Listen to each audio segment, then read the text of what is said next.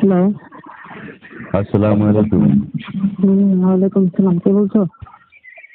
Hello, আপনি চিনতে পারেননি আমাকে? না, নাম্বারটা দেখে তো আমার মনে হচ্ছে না যে তোমাকে চিনি। ও, রাত্রেবেলা আমাকে সেদিন জড়িয়ে ধরলে করিমের বিয়েতে যে বরযাত্রী গেছিলে তুমি। রাত্রেবেলা যে জড়িয়ে ধরলাম, হ্যাঁ, ভুলে গেছো নাকি? ওটা তো একটা দুর্ঘটনা ছিল ভাইয়া। তো কি মনে করো ফোন দিচ্ছিল রাত্রে? ও, দুর্ঘটনা ছিল না? ওই তোমাকে ধাক্কা দিয়ে, তুমি আমাকে ধাক্কা দিয়ে আমাকে জড়িয়ে ধরলে, তারপর থেকে তো আমি রাত্রেবেলা ঘুমাতে পারি না। কেন, জড়িয়ে ধরার ভিতরে কি কোনো রকম সমস্যা আছে নাকি? সেদিন থেকে আমার অবস্থা খারাপ। কেন, কোনো কিছুর সাথে ধাক্কা টাক্কা খাইছেন নাকি জোরে জোরে? আরে, পাথরের চাপায় আমি পড়ে গেছি। পাথরের চাপায় পড়ে গেছেন? তাহলে আজকে আমি আপনাকে যদি পাথরের চাপা থেকে উদ্ধার করে তোর ওই দুর্ঘটনার কথা ভুলে যাবেন, ঠিক আছে? হুম, কোন দুইটা পাথরে? দুইটা পাথরে আমাকে যেভাবে ধাক্কা মারলো, আমি তো সে দুইটা পাথর? মানে বুঝলাম না, কোন দুইটা পাথর? দুইটা পাথরে আমাকে বুকে আঘাত করলো। সেই থেকে আমার রাতের ঘুম হারাম হয়ে গেছে।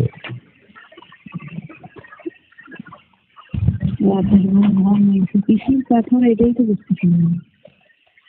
ওই মানে আমার কোনো পাথর? বুঝতে হবে, বুঝতে হবে। আমাকে জড়িয়ে ধরলে আমার বুকের উপর তোমার বুকটা পড়লো। তারপর আচ্ছা, তাহলে আপনাকে ওই পাথরে আঘাত করতেছে, তাই? হুম, তার কথা বারবার মনে না করলেই তো হয় ভাই। মনে তো করতে চাই না, কিন্তু মনে এসে যায়। তা এখন কি? তারপর তোমার নামটা তো জানা হলো না। এই হতভাগার নাম জেনে লাভ কি, বলেন? কেন কেন নাম জেনে না মানে? যে হতভাগা আপনাকে দুটো পাথর দিয়ে মারছে, সে হতভাগার সাথে আবার কথা বলার মন মানসিকতা আছে আপনার? আসে আসে, সেই পাথরের চাপা খেয়ে আমি এখনো আমার চোখে মুখে কুয়াশা কুয়াশা দেখি, কুয়াশা। কুয়াশা দেখেন? তা নাম্বারটা কোথায় পেয়েছেন? এই তো, তুমি তো জিজ্ঞেস করলে না যে তোমার নাম্বারটা কোথায় পেলাম, এই এখন জিজ্ঞেস করলে না? হ্যাঁ, তো এই জন্যই তো বলতেছি, কারণ আপনি নাম্বারটা কোথায় দিলেন? ওই যে তোমার সঙ্গে পড়ে কলেজে, জেরিন জেরিন থেকে আমি তোমার নাম্বারটা নিয়েছি অনেক কষ্ট করে। জেরিন নাম্বার কোথায় পাবে? জেরিন তো আমি তো ওকে নাম্বার দিই নাই। কলেজে পড়ে। কলেজে পড়ে, ঠিক আছে, আমি ওকে চিনি তো, কিন্তু ওকে তো আমি নাম্বারটা দিই নাই।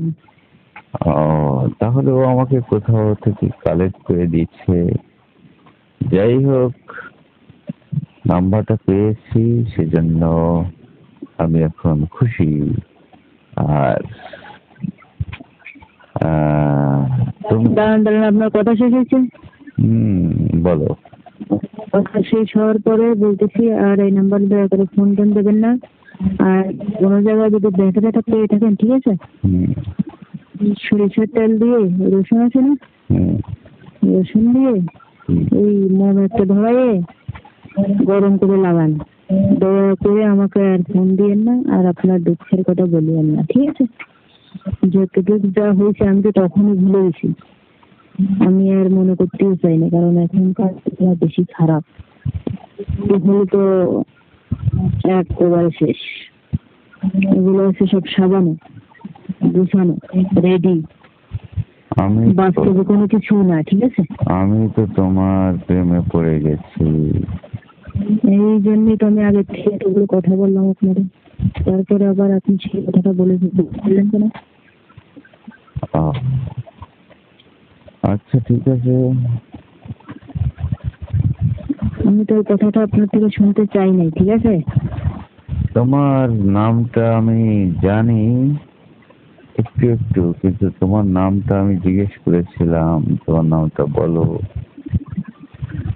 আমার নামটা আমি নিজেই জানি না, আপনাকে কিভাবে বলি?